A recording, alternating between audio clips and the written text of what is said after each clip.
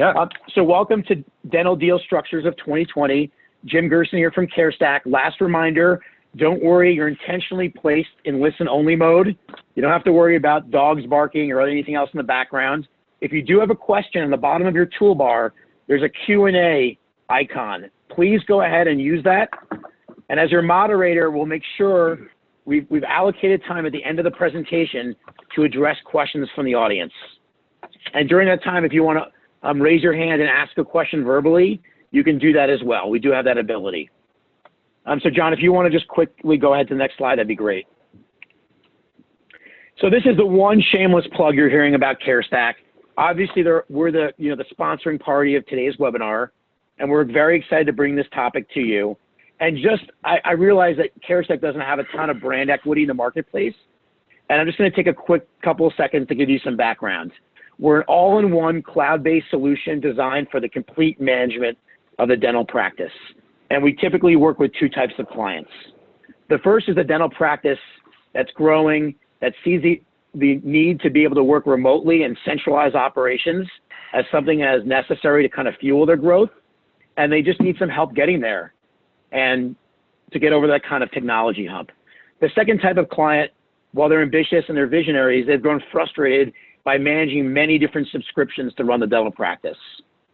One for scheduling, one for charting, another one for claims management. And this has produced aggravation, sleepless nights, and seeing their overhead really grow, and to the point of where it's taking away from other revenue driving activities. So if you fall into one of those two buckets, please think about reaching out to CareStack. Again, we do everything in the cloud, and on the right-hand side of the screen, you see a little bit about our organization.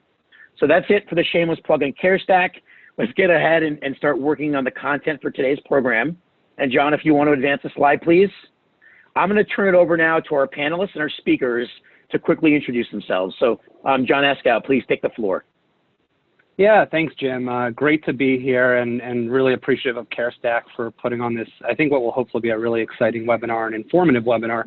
As Jim mentioned, my name is John Eskow. I'm the founder of Eskow Law Group. We are a dental-specific law firm that focuses primarily on dental M&A, so dental practice transitions, acquisition sales, partnerships, et cetera. Also do a lot of work with DSOs, and basically serving as outside inside counsel to those DSOs. So I'm going to turn it over to Tyler now to move forward. Good afternoon, everyone. My name is Tyler Russell. I'm the Vice President of Business Development for MyOrthos. So we're a DSO, or we like to call an OSO, an orthodontic service organization based in the Boston area. So thank you for your time this afternoon. Thanks for the introduction, Tyler. My name is John Wlodarek with JW Practice Advisory, focused on sell-side representation for dentists and small to mid-sized groups that are looking to sell. We have just started in the buy-side representation as well, and also with some cash flow consulting. So I had previously, before transition consulting, I was in dental-specific lending. And so really good at analyzing the cash flow of a practice to figure out high profitability, et cetera. So based out of Atlanta, cover a lot of the entire US, and I will kick it back to John Eskow. Yeah, thanks, John. I appreciate it. And we'll start off with just a brief agenda to show us kind of where we're going, so that everyone can kind of know where we are and where we're going. And I know everyone is hyper-focused, rightfully so, on COVID-19 and the impact of COVID-19 on deals. And trust us, we're going to get there. We promise. We've actually kind of rearranged things so that we spend more time on that than we were originally anticipating. But in order to get there, I think it's important that we start with looking at the dental industry, in particular the dental M&A industry, since 2010 and kind of where it's evolved over the past 10 years, building kind of the backbone for why, as Tyler's going to get into, valuations in 2020 are really unlike, or even towards the end of the prior decade and into 2020 are really unlike anything we've ever seen before, which has had a really direct impact on different types of deal structures that frankly have become more complex, and we'll talk about some of the reasons why. So that's kind of the first section of our webinar, is really to build that base.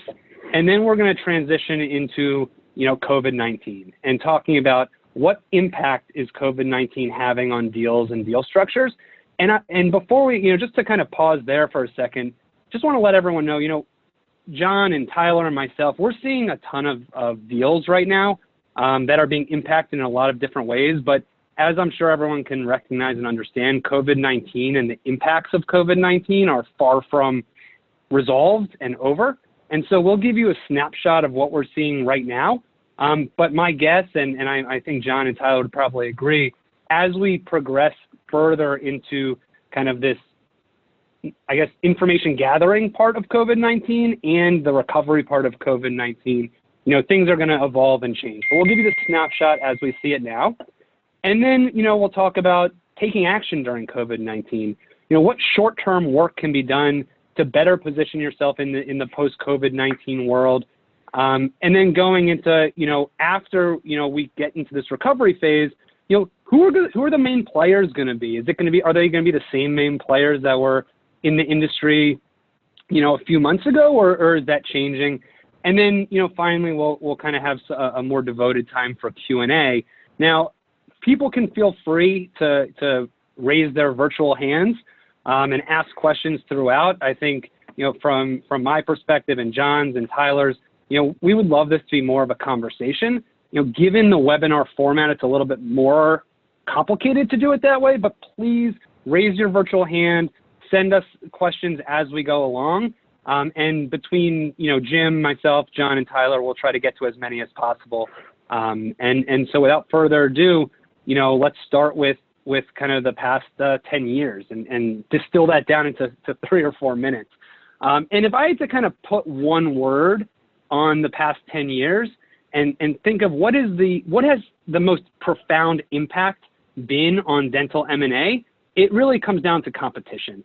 And that increased competition has had a direct impact and translated into higher valuations, which again, Tyler's going to talk about in a second. And then that's also, like I mentioned before, directly kind of then correlated into these more complex deal structures, which is because of the fact that higher valuations equal, in a lot of cases, higher risk. And these deal structures are being put into place to help mitigate some of that risk. And so at the end of the day, the biggest driver behind competition has really been demand. And so the question, though, is why? Why has there been, over these last 10 years, a dramatic increase in demand? And I think it's important to look at demand both from a macro level, right? It can be really helpful in terms of understanding trends and why certain trends are happening in the industry. But I also think the why can be helpful from a micro level. Understanding why, if you're involved, either on the buy side or the sell side of a deal, why are certain terms being negotiated in the way they're being negotiated? And a lot of it can be found in the why of demand. And so just to kind of dive into demand and competition and take a journey through the past 10 years, I think the place I'd like to start is technology. Over the past 10 years, practice management software systems have just become so widespread and rampant. And not just have they been widespread in terms of use, the capabilities of these software systems have become so nuanced, and the ability to track data in so many ways. And so what that's done is it's made it much easier for people to evaluate the health of a practice, from a qualitative standpoint, also from a quantitative standpoint. It's also eliminated the local nature of deals, right? It used to be that if you were, looking to buy a practice in Texas, it was really important to be in Texas, right? To be able to get access to the information that wasn't necessarily digitized in the way it is now. And now you can have someone in California easily looking at a practice in New York and not, missing anything really by not having boots on the ground in New York. And so technology has really had a major impact on the ability to help people understand dental practices as businesses, right? And I intentionally use the word people, right? I could have used the word dentists, understand the value of businesses, but I intentionally use the word people because the reality is that over the past 10 years, the level of non-dentist interest in buying dental practices has, increased exponentially. Now, that's not to say that there wasn't non-dentist interest in dental practices before 2010, right? It goes back for sure. But since 2010, there's really been a dramatic interest in non-dentist interest.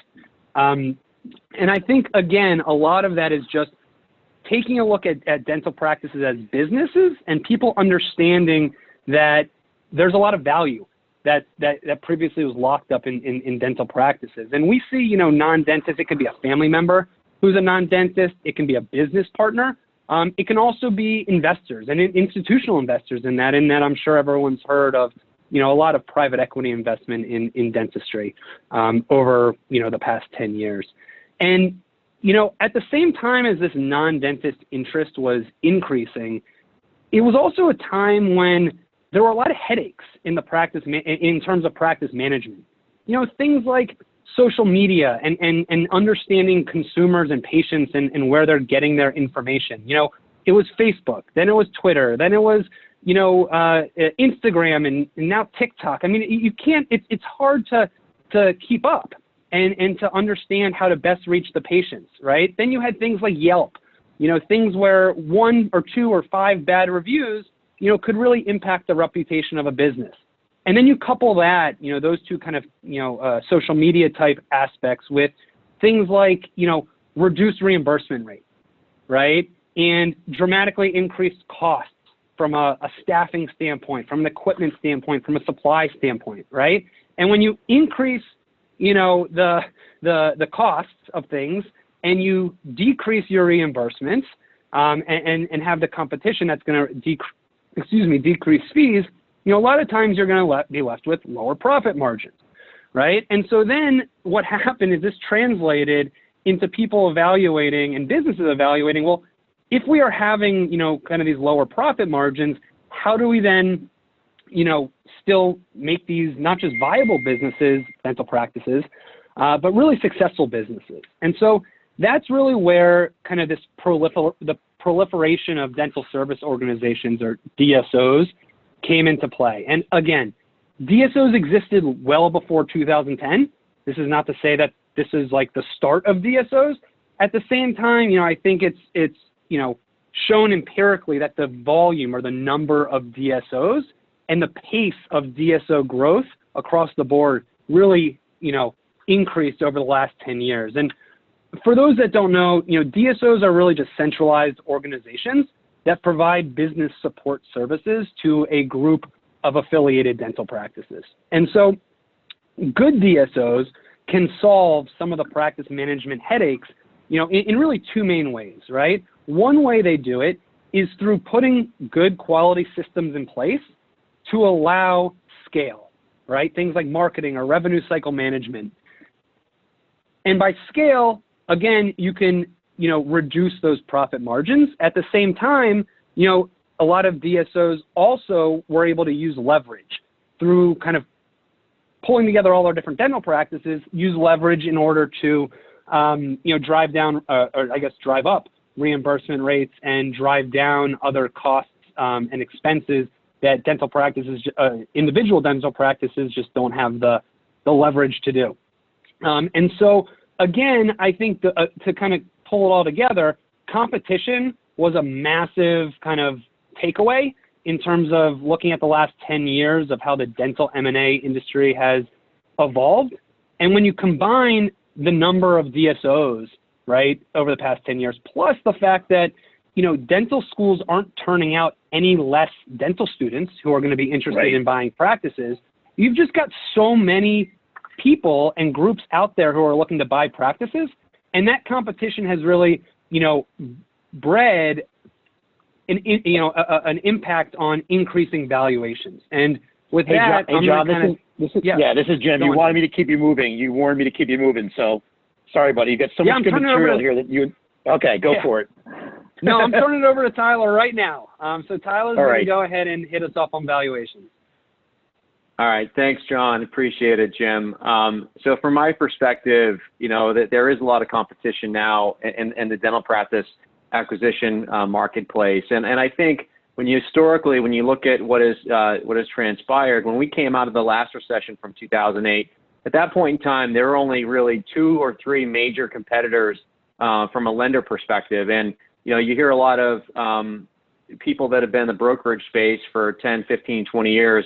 There's this comment about this is like the golden seal of dental practice valuation, where there was always a target of about 60, maybe 70, 75% of gross receipts. And that was a consistent theme in dental practice brokerage. And that kind of correlated to what somebody was going to lend to, right?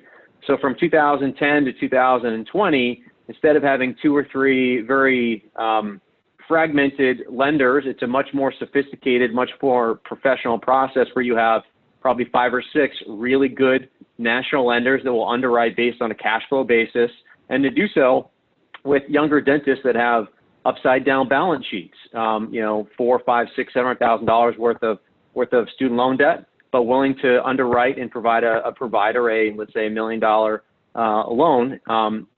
But over time, those benchmarks have changed. So from 2010, a lender may have provided a loan at, let's say, 70% of gross receipts, and we're entering a world now where, or coming into 2020, a lender would provide a loan of 90, perhaps 100% of gross receipts.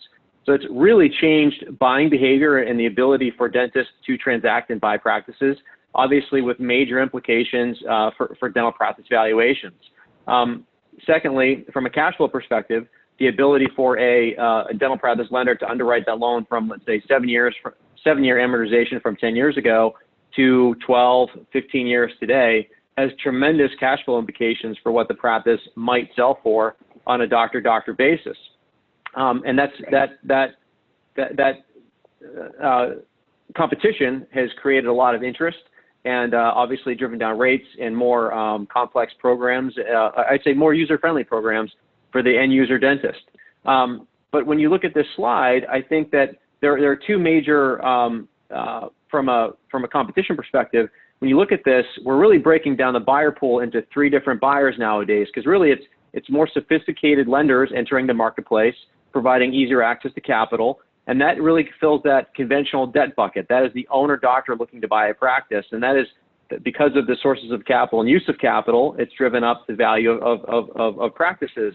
Now, when you look at the introduction of the non-dentist or the proliferation of a non-dentist into the marketplace, what historically would be, let's say, weighted down by what a lender would potentially lend on, those general rules have been kind of thrown out the window when you're looking at a VC or private equity-backed buyer.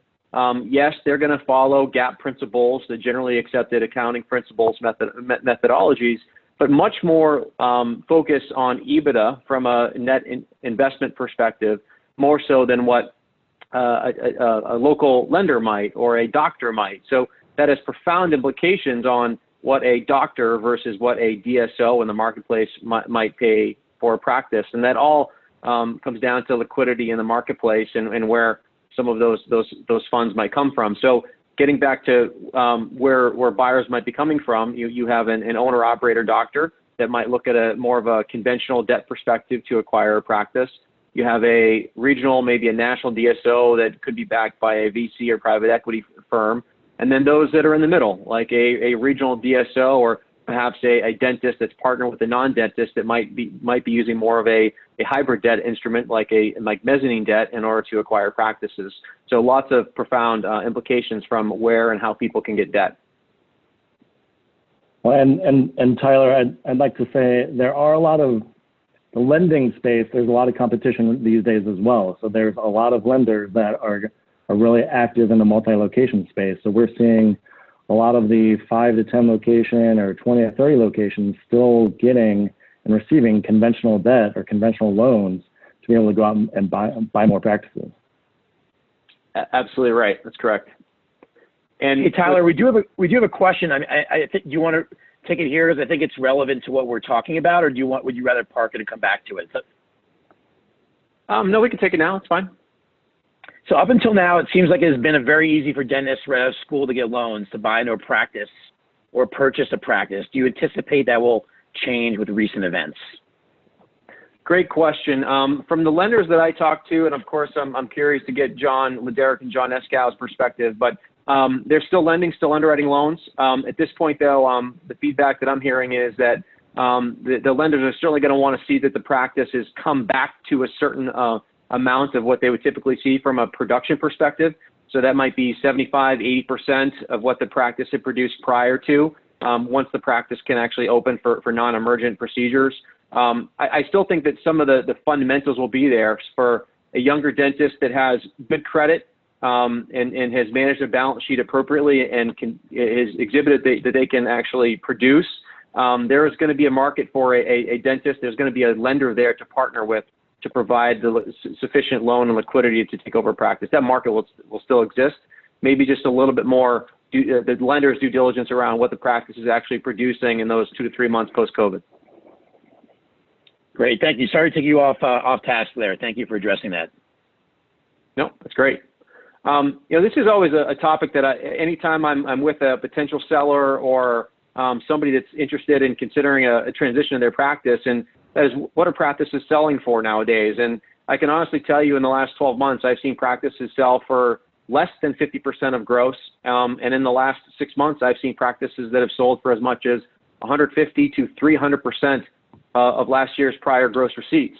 A lot of things that obviously are going to dictate that. A couple of examples: location of the practice. Naturally, a practice that's in downtown Boston or Brookline, Massachusetts is going to sell just because of the supply and demand factor. There's going to be more buyers looking to take over that practice than if you're in, let's say, upstate New York or maybe rural New Hampshire. Number of doctors, size of facility, how much scale can somebody bring into the practice? And then last and certainly not least, the EBITDA in the practice. How profitable is the practice? All of those factors are going to determine how a practice might sell from a valuation perspective. Go ahead, John.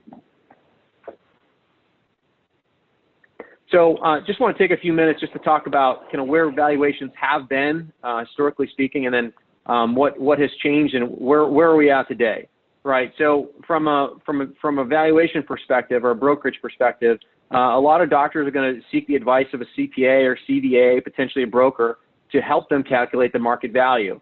Again, most brokers or CPAs are going to use GAAP principles to arrive at what we call a range of value, or what should be a minimum or maximum value, i.e., what should the practice sell for? What would a willing buyer put forth to purchase a practice? What should the seller expect? This is somewhat science.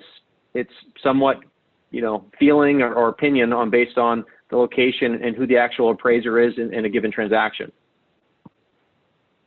And Tyler, we're getting more questions, but I love it from the audience. We're going to have 10 to 15 minutes at the end of this presentation to address all the questions. So thank you. Please keep them coming.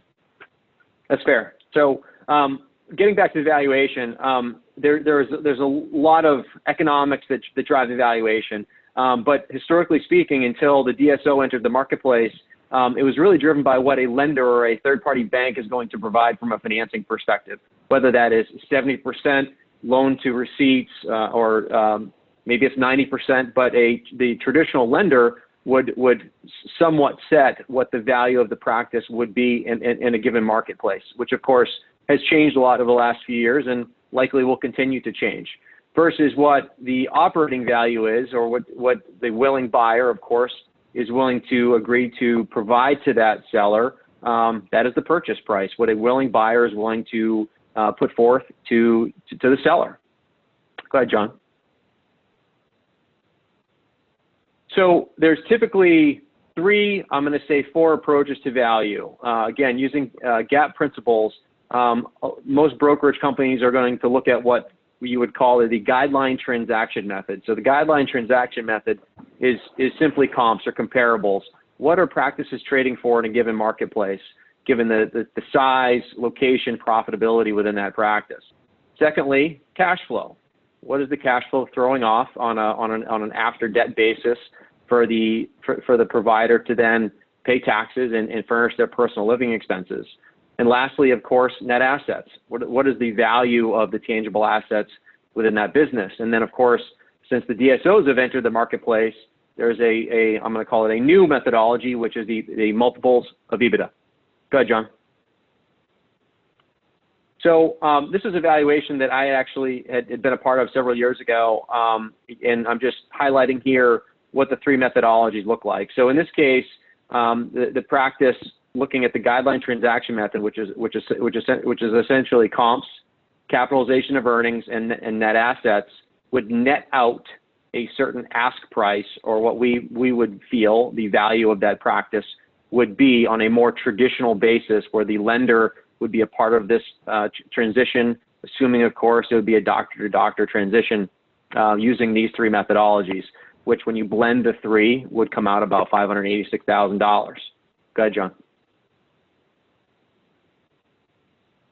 Very different from a EBITDA perspective and how a DSO would look at the value of a practice. So for those of you that don't know what EBITDA stands for, earnings before interest, taxes, depreciation, and amortization, which to me it means what is the investment income as the new owner of a practice after you include the FMV, fair market value consideration for the dentist on a post-sale basis. So essentially, what is the net income? What is the investment income less the expense for the doctor on a post-sale basis? So this is the same practice that we reviewed prior to in the more conventional basis. Same sustainable receipts, $840,000, operating overhead, and then of course compensating the doctor for his or her post-sale wages, benefits as the associate doctor. So that is an EBITDA, of course, of $122,000. We see a lot of crazy things in the marketplace, of course, corporate buyers or groups, as it were, just the non-dentist buyer that's paying anywhere from a 3 to a 10x multiple on EBITDA. In this case, if you look at a 5x multiple for a single doctor practice, that would place this practice at a value of approximately $610,000. I use this example on purpose because there are a lot of doctors in the marketplace that the DSOs are buying every practice, and every doctor wants to sell to a DSO. And that's not the case. Selling to a DSO, it clearly is not for everybody. Some doctors, they're a better fit to sell to a doctor. And then conversely, the DSO doesn't want to buy every practice. And I use this example because this quote unquote crazy multiple that a DSO might pay for a practice is not a tremendous amount of money more based on what a doctor might be able to qualify from a loan perspective and afford to pay a selling doctor for a given practice. So where you see that dialed up, however, is if this practice were doing 2.8, maybe $3.8 million. Right. Yeah. That multiple becomes a crazy amount of money, and that's what you see anecdotally. You're here at study clubs and other places where the DSO paid a crazy amount of money for a practice, and that's where you see practices trading at 150, maybe 200% of gross receipts, because the multiple, of course, is higher on a practice that's throwing off a much higher EBITDA number, given what the practice is producing. Awesome. Thanks, Tyler. So to kind of segue then into deal structures and how valuation has impacted deal structure. I mean, more competition plus evolved valuation approach that Tyler just laid out has really led to these higher valuations.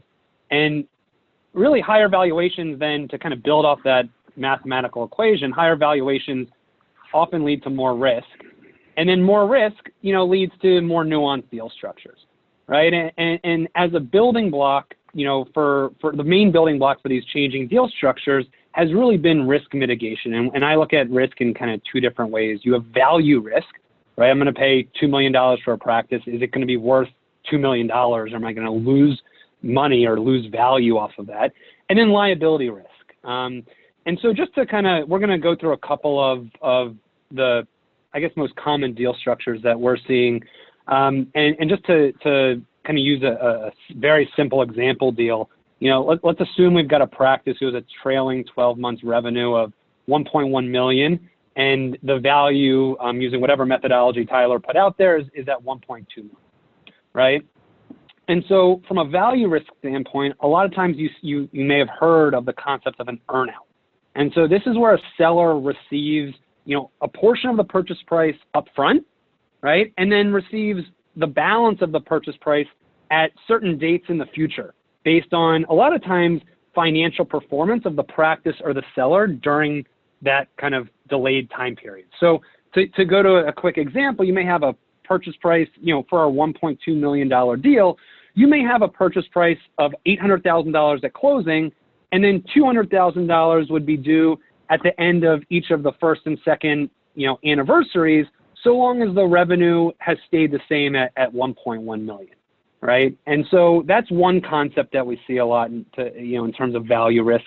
Another is, rollover equity, which is really the ability to take part of or a portion of the purchase price in the form of equity of the buyer, right? So the buyer says, okay, I'll pay you, a total of $1.2 million.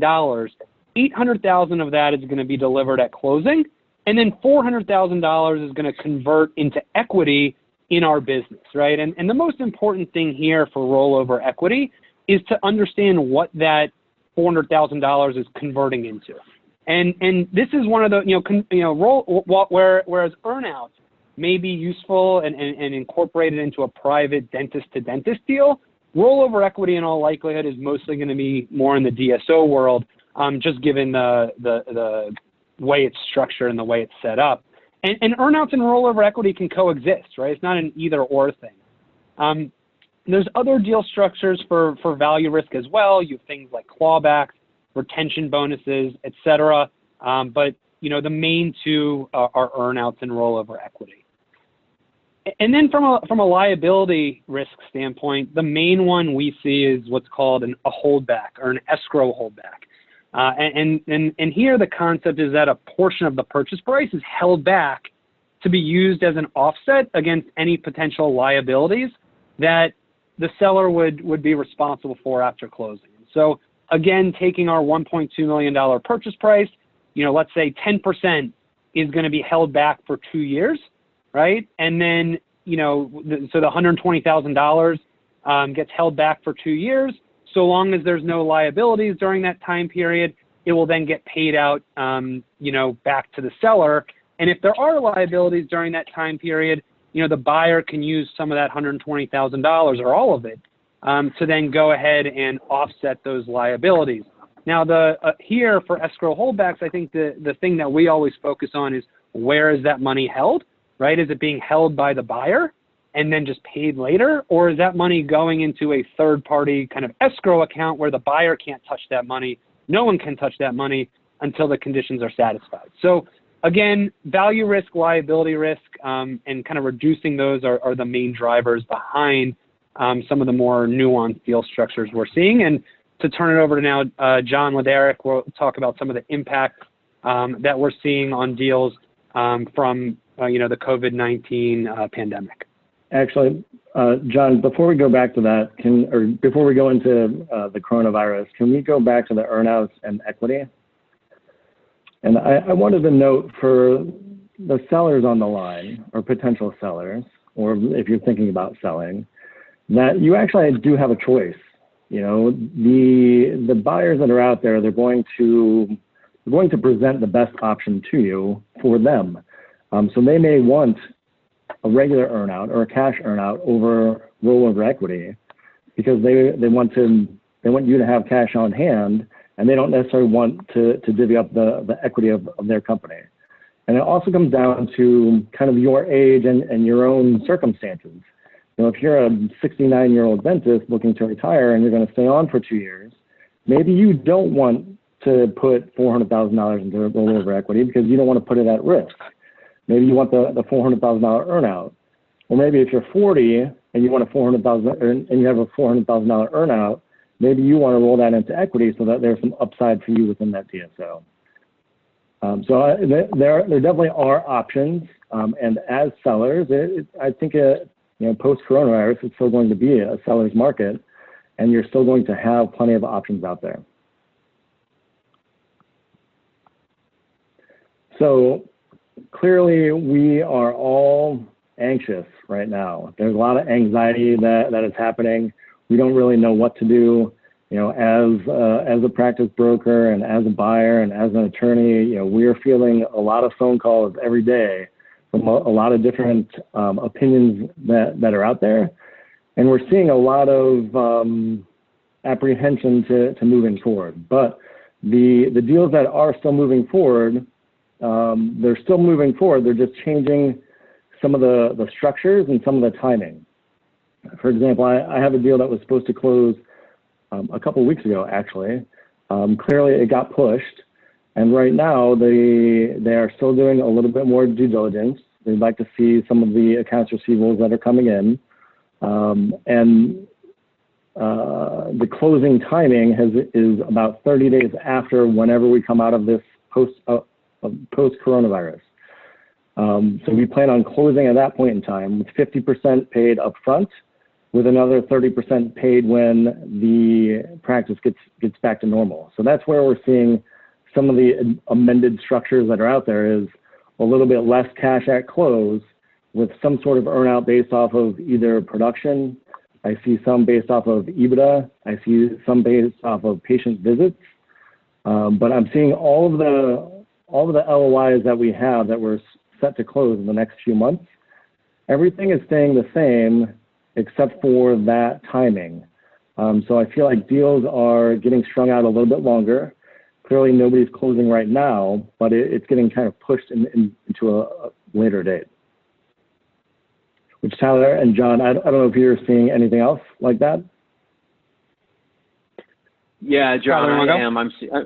Yeah, I will. Thanks, John. You know, from our seat, we're seeing deals push where you know, most closings are going to be taking place within about 30 to 45 days after the practice operations can resume to normalcy and see non-emergent patients. Obviously, in that interim period, the buyer has the ability to complete due diligence, both financial and also legal, so that when the practice does open up, it's a very quick close. All the legal documentation is complete. So simply seeing the timeline push out a little bit, but you know, things obviously can move forward. Yeah, and a lot of times deals get structured with what's called like a simultaneous sign and close, where the documents get signed at the same time as the deal closes. And one of the things we're seeing is that given the kind of uncertainty around timing, we're seeing documents, you know, sometimes get signed well in advance of closing and then putting some sort of a metric in place to determine when that closing will take place, right? As John mentioned, and Tyler, you know, could be 30 days after, you know, the practice returns to kind of the same business hours. We're also seeing groups do some pretty interesting things around, you know, production thresholds, right? It'll be 30 days after the practice production, you know, reaches, you know, X%, you know, of what it was at the end of 2019, right? There's a lot of different ways to try to evaluate when the practice is you know, back, so to speak. And I guess the other thing, John, just to kind of, you know, piggyback on the earnout point you made is the other thing we're seeing is that, you know, the deal values aren't necessarily changing, but in terms of how they're broken up, we are seeing sometimes more money get pushed into earnouts. Again, this goes to like the value risk that I talked about before. We're seeing more money get pushed into earnouts. So it may have been that the deal was an 80-20, you know, 80% upfront, 20% earnout before. Now you might have, you know, 60% upfront, 40% earnout. So that's what we're seeing on the deals we're working on. Tyler. Yes, thank you. So, you know, I guess I talk to probably 3 or 4 providers a day, and for the doctors on the phone that are, you know, single owner practices, owner operator practices, the common or consistent theme that I hear from doctors is that a lot of you feel like you exist on an island, right? You know, you have access to some resources, but you really feel isolated, like a lot of us do right now. And it's a challenge to run a business like that.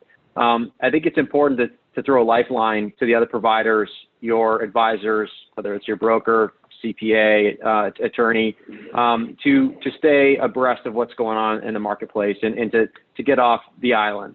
And what I mean by that is that when I talk to some of these providers, obviously there's a need to spend time with family. There's a need to go on hikes and social distance and protect your family. But you also have to remember that this is a business, and hopefully COVID will be a very short-term blip on the radar screen for all of us. But you have to think like a CEO of your business. So whether you're a single doctor practice or a 10-doctor practice, there has to be a CEO. There has to be somebody in charge to drive the practice forward, because nobody is going to take that action for you. So I can tell you for our practices, you know, what we're doing is, instead of, for instance, reacting to patients that call us that have issues with making payment, or staff that are having their own issues. We're being proactive and coming up with employee assistance programs, also patient assistance programs. So we're ready to not just react, but we're being proactive about that. A lot of our practices, a lot of doctors in general, they don't like marketing. There are things that they just don't want to do from a marketing perspective for whatever reason. But we're putting in place plans from a marketing perspective so that we can maximize the spend when we can open our practices, and also maximize the chair time when we can open. So in our world, we're an orthodontic company. The higher dollar, more productive days, of course, when you can bring in new patients and start new cases. So doing things like opening up a D-band day, in a general practice that might be a full hygiene day, opening up every single operatory to just do hygiene to get patients back into the practice. Not sure what that means for your practice, but thinking about that strategically so that when you can open, or maybe it's utilizing virtual consults. So in a world where we might have to social distance a little bit more and open the practice instead of having 3 or 4 hygienists cranking out every operatory they have all day long, maybe it's half of that. So we have to think strategically about how to get out of COVID and also be prudent for our patients, but financially successful so we can pay our people, because that's obviously it takes revenue and collections to pay our teams. And also we've seen a lot of displaced talent, whether that's at the dental assistant, the hygienist level, even doctor level. So we've ramped up our recruitment efforts. There's some really good talent out there that's unemployed in the dental space that when practices can't open back up, I'd like to have the best team possible. I'd like to have all the Michael Jordans on my team. So we've ramped up our recruiting efforts. And then, of course, from a downtime perspective, what better time than to look at your IT systems? So if you have an older practice management software, or your server is older and you've been considering implementing Conebeam or some other technology that requires a lot of gigs or terabytes of information, what better time than to look at those systems now so that when you do open up, you can maximize the services provided to your patient base. It's a great time to do it. So I would encourage everybody to think very strategically and also tactically about your practice. And again, some of the more productive practices that I'm seeing right now, the doctors that own those practices are working more hours now than they did before COVID to prepare for the opening. Great. And Tyler, I'm gonna go ahead and move over to the kind of who's in the game, and turn it over to John so he can kind of share with us who he expects to be the players, once we again get out of this mess. Yeah, we're still seeing a lot of calls, or I'm still seeing a lot of calls from the private equity-backed DSOs, the 40 to 50 location, the 2 to 400 location. Anybody that is going to have access, and you'll see a common trend. Access to capital, I think, is a common trend for buyers that are out there. So the DSOs that are private equity-backed are still hungry to get out and buy more assets. The cash-heavy DSOs that are out there, there's some guys that are sitting on millions of dollars that it wasn't necessarily in investments, so their 401k didn't get cut in half. So as long as they're the cash-heavy, and as long as they're still able to get bank financing, so there's groups out there where maybe they're doing 25 million in revenue, that they're not to their 65% of gross collections, or they're not to their 75% of gross collections, depending on what their bank leverage is. But they're still want to continue to grow. And then I think that we'll also see a surge of associates that, maybe they're not going to have a job coming back. Maybe if you're an associate in a $1.6 million practice, they may be slow to pop open. And I think that maybe it'll just be the owner doctor that's in there. So there could be some associates somewhat sitting on the sideline. Again, this is all speculation. We really have no idea how dental practices are going to perform post-coronavirus. But I think there'll be some associates that come back into the game, and maybe they don't have a job, or maybe they went from 4 days a week to 2 days a week, that'll hop in and start buying practices. As far as who's selling, to the other aspect of the groups that are levered with the bank, I think those that are maxed out, they're not able to get financing, they have low liquidity, low cash on hand. I think we may see some of those come out into the marketplace, being that there's so many still private equity-backed DSOs or cash-heavy privately held DSOs. I think they may capitalize on this point in time and kind of take a lot of that risk off of their plate. Not have to worry about masks and not have to worry about operations of what actually happens on a day-to-day basis post-coronavirus. I think some of the DSOs that are out there will unload some of their assets that weren't performing. Why hold on and why sink more money into a practice that you may have to revamp? And then I think that we'll actually see a surge of a lot of dentists that are just kind of fed up.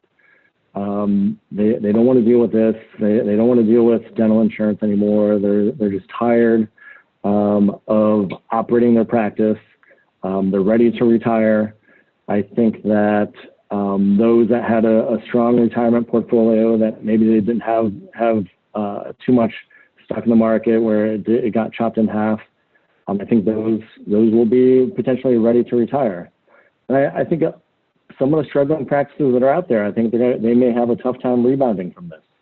If they have a lot of bank loans that are out there, if patients don't start coming back right away, I think that you may start to see some of those try and sell out as well.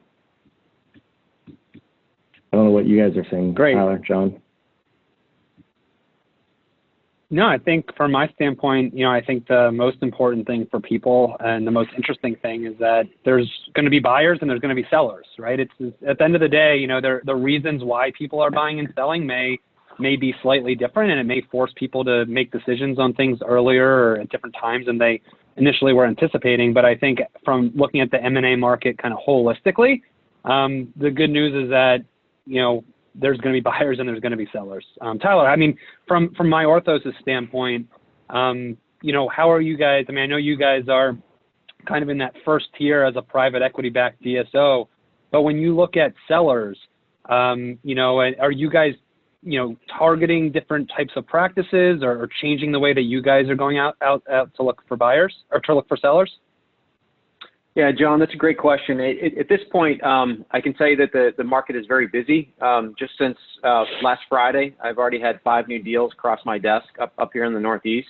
But what's interesting is that the practices are very diverse, anywhere from a single doctor working 3 days a week to a multi-doc practice doing multi-million dollars and millions of dollars a year in EBITDA. I would say for us, the due diligence process hasn't changed. I mean, we're a well-capitalized firm looking to move forward and buy practices. To your earlier point, John, we're just going to be being a little bit more conservative, not from a pricing perspective, but from a structure perspective, to make sure that it's a fair balance between protecting both the seller and the buyer in the deal, given potentially post-COVID concerns with revenue as we come out of this. So definitely active. I do know that some other firms are paused at this point in time because they do have leverage. But from our perspective, we're seeing a lot of different practices. I wouldn't say, John, that we're necessarily targeting one group versus the other. Based on the right demographic pool and the given community and the right practice. And really, for us, it's finding the right partner in the operator that we're looking to acquire. For us, it's having a strong operator that's going to fit well in a team environment. They don't necessarily have to be the biggest dog in town. Tyler, thank you for that. Great. We have several questions here, and I know we have about 10 minutes remaining, so I'm just going to throw these out as the moderator, and I'm going to try to get to all of them. And again, if you want to use a Q&A feature, please go ahead and do so. So Tyler, this is specifically addressed to you. With small dentists, I guess 1 to 5, are the banks lending at the percentages that you stated? If not, at what percentage of gross? Yeah, so historically, pre-COVID, I saw banks lending upwards of 95% loan to gross. I've talked to 3 or 4 of my banking friends that are still in the marketplace, and they say that it's probably going to be weighed down for a little bit, to the extent that I think revenues and production is normalized a little bit. So I would expect banks to be a little bit more conservative, maybe a little bit more of a defensive posture. What that actually means, you have to talk to the individual bank. Maybe it's 75% of gross or 85% of gross. Can't answer that for each bank, but I know that banks are still underwriting and lending for your size practice. And Tyler, I think a lot of that also depends on how much debt they currently have. You know, if you're in 3 locations and you do $5 million and, you know, your exposure is $4.5 million, clearly they may get capped out. So it'll still be tied to some sort of percentage of gross revenue or gross collections. A lot of times I see it, more debt that you have, the more that percentage kind of scales back. So yeah, it depends on that too. Yep. Thank you, guys. So next question is, you know, I'm a general dentist and would like to expand. Is it better, in your opinion, to purchase existing or build a de novo? And also, where can we find opportunities in this environment? They didn't really expand on that. I don't know if they meant geographically or it's hard. So that second part, I really don't have a definition there.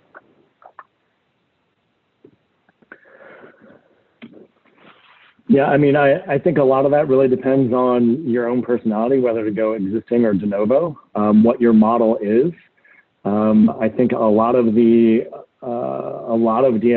are going in the acquisition mode, and there's not a lot going de novo mode. But there's plenty out there that go to de novo, and it's really just because of their appetite. Like they know that they have the operations and sustainability to go and open up something on their own. And I think a lot of it depends on your capital environment as well. You know, to be able to go out and buy large practices, you need to have a lender that can back you. Whereas going to startup, I've seen some practices open up for as little as $250,000-300,000. So.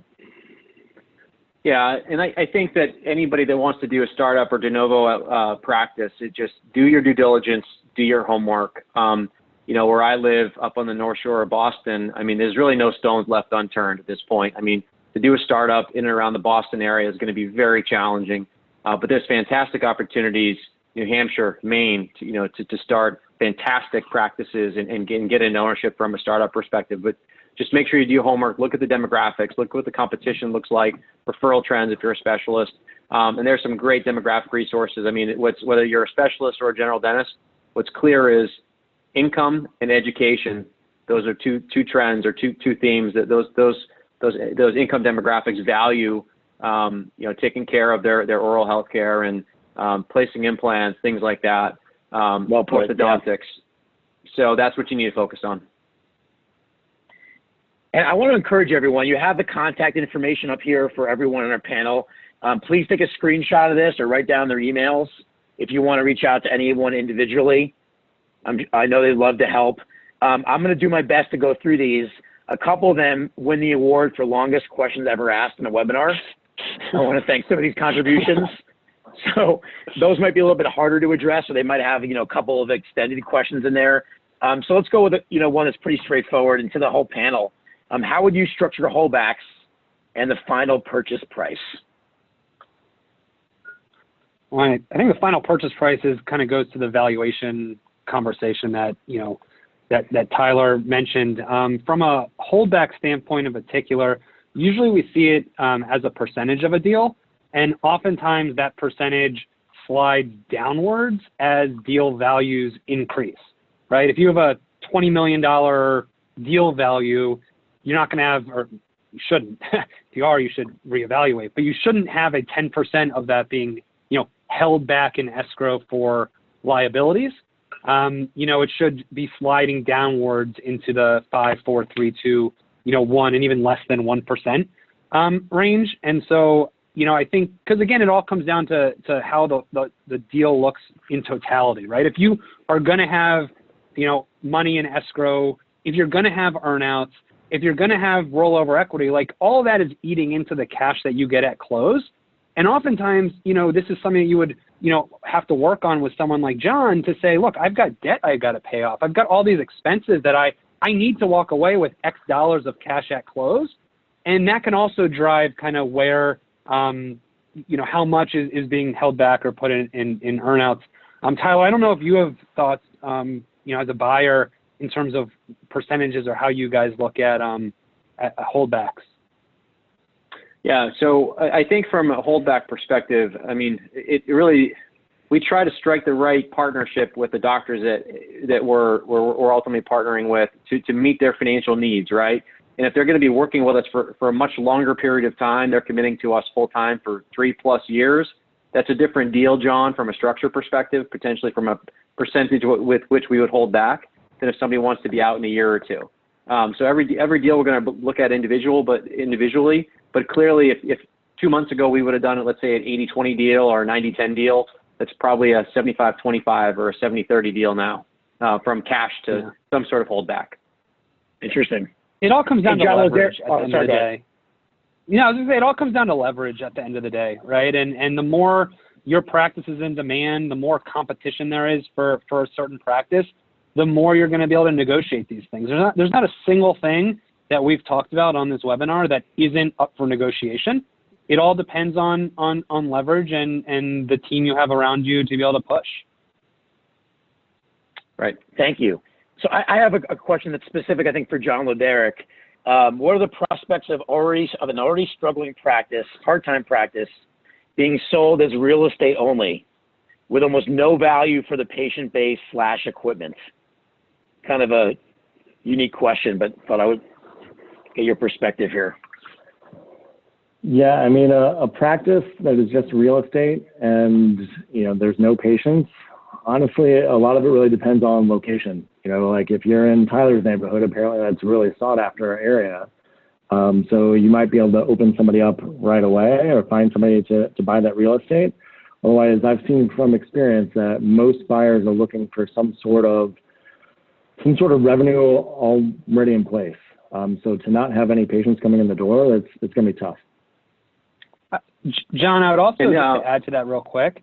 I would just say you may want to think about splitting that up, right? If someone's not willing to pay for the patients or the potential records, you may be able to do a merger or a chart sale where those patients, there's some upside and you sell those patients to, a dentist down the street, and the real estate you sell to a developer, a non-dentist, and you might be able to maximize value by kind of separating those two things and selling them in two different types of deals. Thank you. I think we have time for one more question, and then I would just. Oh, sorry, Tyler. Go ahead, please. I would say you could certainly contact John Wlodarek offline about doing a production acquisition for the value of the practice, and look at parceling out the real estate separately. Thank you. I appreciate it. So we're going to take one more question here, and then I would encourage you, if we didn't have a chance to get to your question, a lot of them are very specific, and I don't know if they're really designed to be shared in a group form. I would encourage you to reach out to, individually or in a group email to the people here on the panel. So last question in closing is, I'm trying in the English. let me go through this for a second. I might have had my practice valued at a high multiple of EBITDA before this COVID happened. How do you foresee private equity changing these multiples? Tyler? I think we've already addressed that question so far, and that we're not changing pricing at this point in time. We don't really know what the effect of COVID is going to be, right? Because we're pricing essentially based on the last TTM period, last 12-month period, which is for most practices at the end of 2019. So I think that we'll be reassessing the actual economics in these practices towards the end of the year. But for right now, pricing isn't necessarily changing. It's just structure.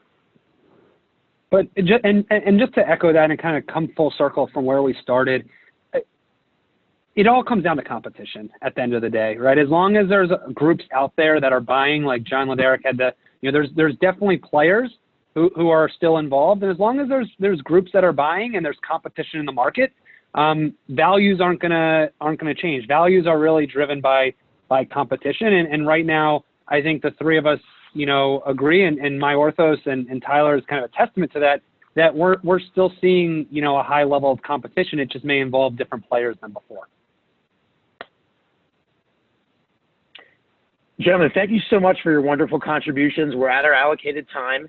I want to thank our panelists. I also want to make everyone aware of CareStack's next upcoming webinar with Teresa Duncan and Lynn Leggett coming up here in May, dentistry before and after COVID. And I hope a month from now or 3 weeks from now, we'll have a little bit more clarity of what the future looks like. I also want to let everyone know that we will have this recorded as a session and available post-production complete on the CareStack.com website under our section resources. You can find all of our past webinars and you can download those and view those at your own leisure.